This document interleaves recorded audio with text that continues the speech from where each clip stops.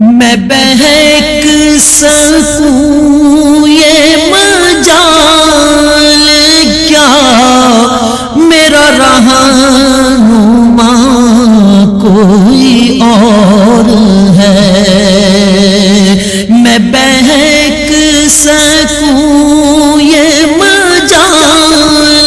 حضرت خواجہ نقشبند کی بارگاہ فیض میں حاضر ہو گئے اور حضرت خواجہ نے طالب شوق کی خاطر ان کی طرف توجہ کی تو پایا کہ طالب ریاضت کی بھٹی میں اپنے وجود کو تپ تپا کر کندن بنا چکا ہے، لہذا تھوڑے ہی عرصے میں سالک کو معرفت و سلوک کے جام سے سیراب کر دیا اور طالب صادق کو بامراد بنا دیا۔ پھر حضرت کی چونکہ یہ پہلے ہی جو نا وہ فیض کا جو گویا کہ وہ جو نا وہ ایک منبع اور مرکز بن کر آئے تھے، اور حضرت امام نقشبند ویسے ہی کامل تھے، ان کی نگاہ نے مزید ان کو نکھار کر رکھ دیا۔ حضرت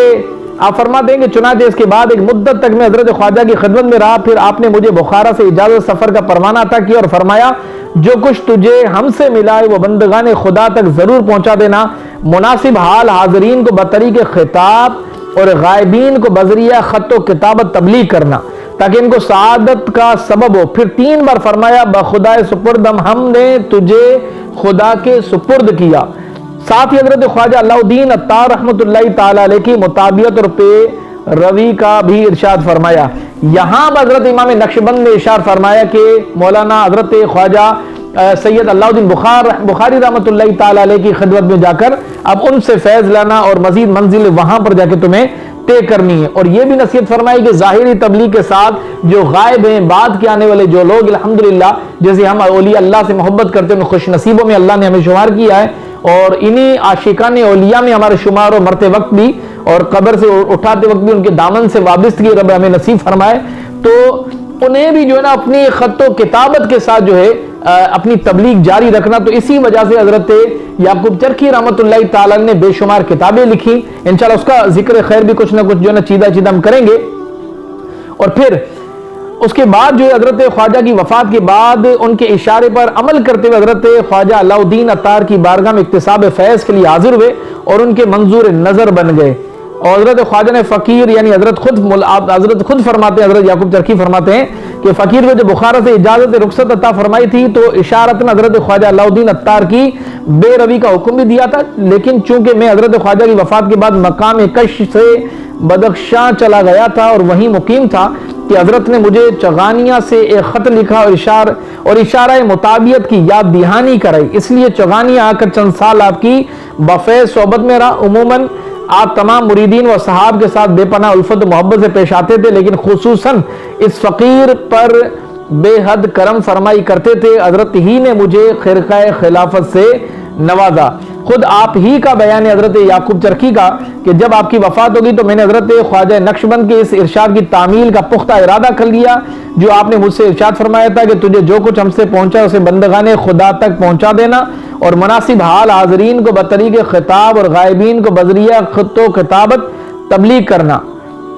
تو پھر آپ نے جو نا وہ مزید تصانیف ذکر کی اور شاعری بھی ایک آپ کا جو نا آپ اس میں بھی شغف رکھتے تھے اور اس پر بھی انشاءاللہ کلام کر سکتے ہیں، لیکن چونکہ وقت بہت کم ہوتا ہے آئیے چند ایک آپ کی کرامات بھی آپ کے جو نا وہ گوش گزار کریں کہ ہر امر اہل علم پر مخفی نہیں کہ ولایت اور کرامت لازم ملزوم نہیں، تاہم اکثر و بیشتر اولیاء کرام سے کبھی نہ کبھی کسی نہ کسی موڑ پر کرامت کا صدور ہو ہی جاتا ہے۔ اسی طرح حضرت خواجہ یعقوب چرخی رحمۃ اللہ تعالی علیہ کا ذکر خیر بھی کرامات میں الحمدللہ نام آتا ہے کہ آپ سے بھی کرامت کا ظہور ہوا۔ حضرت خواجہ عبداللہ احرار رحمۃ اللہ تعالی علیہ کا بیان ہے کہ مولانا یعقوب چرخی رحمۃ اللہ تعالی علیہ کے محبوبوں اور مخلصوں میں سے ایک سوداگر تھا کہ اس نے ایک دن میرے روبرو مولانا قدس سرو کا تذکرہ کیا اور ان کی کافی تعریف و توصیف کی، تو میں نے ہلتغور مولانا کی صحبت اختیار کرنے کی غرض سے کشا روانہ ہو گیا اور ملک چغانیہ جا پہنچا۔ یہاں پہنچ کر مسلسل 20 روز تک تپ لرزہ کا شکار رہا۔ ضعف اور کمزوری اس قدر غالب آ گئی تھی کہ مولانا کی خدمت میں حاضر نہ ہو سکا، اور درمیان میں یہاں جب کچھ لوگوں نے مولانا کی مجھ سے غیبتیں بھی کی، بیماری کے ایام میں ان باتوں کو سن کر میرے دل میں بڑا فتور پیدا ہو گیا اور طلب شوق ماند پڑ گئی۔ پھر میرے دل میں خیال آیا کہ اتنی دور دراز کی مسافت طے کرنے کے بعد یہ بات اچھی نہیں کہ مولانا کی بارگاہ میں حاضری نہ دوں۔ یہی سوچ کر میرے مولانا کی خدمت میں حاضر ہوا تو آپ کی نوازشات اور الطاف و عنایات کو دیکھا اور آپ کے دل پذیر اور دل آویز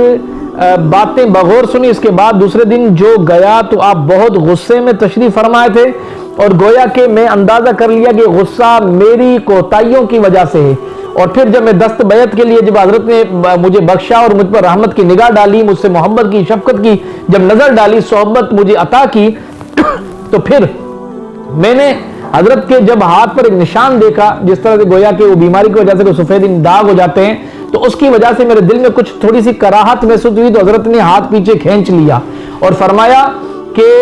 امام نقشبند نے فرمایا تھا کہ تمہارا ہاتھ میرا ہاتھ ہے، اور جس نے تمہارے ہاتھ میں ہاتھ دیا گویا کہ اس نے میرے ہاتھ میں ہاتھ دیا۔ اور پھر آپ نے ظاہری جلوے کے سارے پردے ہٹا کر اور اسے اصل دیدار کرایا، تو آپ ایک حسین و جمیل نوجوان کی جانب دکھائی دیے۔ تو حضرت خود فرماتے ہیں کہ جب میں نے حضرت کا دیدار کیا تو یقیناً حضرت یعقوب چرخی فرماتے ہیں کہ وہ جب پردے ہٹے تو میں وہ الفاظ میں بیان نہیں کر سکتا کہ حضرت کا دیدار کتنا الحمدللہ حسین تھا۔ اور پھر آپ نے مجھے جو الحمدللہ اپنے دست بوسی کا شرف بھی بخشا۔ اس طرح سے مزید کرامات کا بھی ذکر ہے، لیکن بہرحال تصانیف کی طرف بھی چلتے ہیں کہ مولانا یعقوب چرخی رحمۃ اللہ علیہ کی تصانیف جو ہیں وہ بھی چند ملاحظہ فرمائے کہ تفسیر قرآن کریم یہ فارسی زبان میں ہے اور تفسیر چرخی کے نام سے مشہور و معروف ہے، اور ابدالیہ بزبان فارسی اس کا موضوع اثبات وجود اولیاء اور مراتب اولیاء ہے۔ اسی طرح سے شرح اسماء الحسنہ یہ فارسی میں ہے، طریقہ ختم اعذاب یہ بھی فارسی میں ہے۔ اسی طرح سے رسالہ دربارہ اصحاب و علامات قیامت یہ بھی فارسی میں ہے، اور رسالہ انسیہ یہ بھی آپ کی مشہور زمانہ تصنیف ہے۔ تو اس طرح سے کافی الحمدللہ آپ نے کتاب بھی لکھی ہیں۔ آپ کے ارشادات عالیہ بھی ملاحظہ فرمائیے کہ آپ کا ارشاد ہے کہ اولیاء حق کو پہچاننا انتہائی مشکل امر ہے، مگر اس خدا جل و علا کی عنایت سے ولی کو اس کی نشانی سے پہچانا جا سکتا ہے کہ اس کو اللہ تبارک و تعالی غیر شرعی کاموں سے محفوظ و مامون رکھتا ہے، اور اگر اس سے کوئی خلاف شرع کام ہو بھی جائے تو اللہ تبارک و تعالی اسے توبہ کرنے کی توفیق عطا فرماتا ہے، جیسا کہ شیخ سنان کو توفیق نصیب ہوئی۔ اور عام مخلوق کی نگاہیں اولیاء اللہ کو دیکھنے سے محروم ہے۔ جو شخص ہوائے نفس میں مشغول ہے اسے ان کی معرفت ہرگز نصیب نہیں ہو سکتی۔ اس طرح سے آپ کی وفات کے متعلق مورخوں اور تذکرہ نگاروں کا آپ کی تاریخ وفات کے تعلق سے اختلافات ہیں۔ بعض کے نزدیک ایک طویل مورخوں نے ذکر کیا ہے کہ بعض کے نزدیک 851 سنہ ہجری ہے، اور آپ نے بعد نے لکھا کہ آپ کی جو تقریباً عمر تھی وہ 89 سال عمر پائی۔ اور آپ کے مزار پر انوار کی زیارت کرنے والوں میں سے ایک صاحب ڈاکٹر شمس الدین احمد ہیں، انہوں نے اپنے سفر نامے میں لکھا کہ قبر شریف پر قبلہ کی طرف سنگ سفید کا کتبہ ہے، اور جس پر خوبصورت اور عمدہ خط میں لا الہ الا اللہ محمد رسول اللہ لکھا تھا، اور مزید اس کے نیچے یہ لکھا تھا کہ یہ جامع علوم ظاہری و باطنی حضرت مولانا یعقوب بن عثمان چرخی غزنوی متوفہ 851 ہجری کا مقبرہ ہے۔ آپ حضرت خواجہ بہاؤالدین نقشبند بخاری کے اصحاب مریدین میں سے ہیں، اور آپ کا تاریخ وفات شمس الہدایہ سے نکلتی ہے۔ یہ بیان بھی اسی سن وفات یعنی 851 سنہ ہجری کی تائید کرتا ہے، جبکہ شیخ بدر الدین سرہندی نے حضرات القدس میں سن وفات 838 سنہ ہجری لکھا ہے۔ صاحب رشحات اور علامہ نور بخش توکلی نے لکھا ہے کہ آپ کا مزار مبارک قریہ حلفتو میں ہے، جو حصار کا ایک گاؤں ہے، اور شیخ بدر الدین سرہندی نے ہلتغور میں مدفن ہونے کی صراحت کی ہے، جبکہ مشہور اور معروف ایرانی محقق اور دانشور سعید نفیسی نے اپنی کتاب تاریخ نظم و نثر وہ ایران بزبان فارسی میں، اور ڈاکٹر شمس الدین احمد نے حضرت خواجہ نقشبند اور طریقہ نقشبندیہ میں لکھا ہے کہ آپ کا مرکز جو ہے تاجکستان کے صدر مقام اور راجدھانی دوشنبہ سے 5 کلومیٹر دور گلستان نامی گاؤں میں ہے۔ اللہ تبارک و تعالی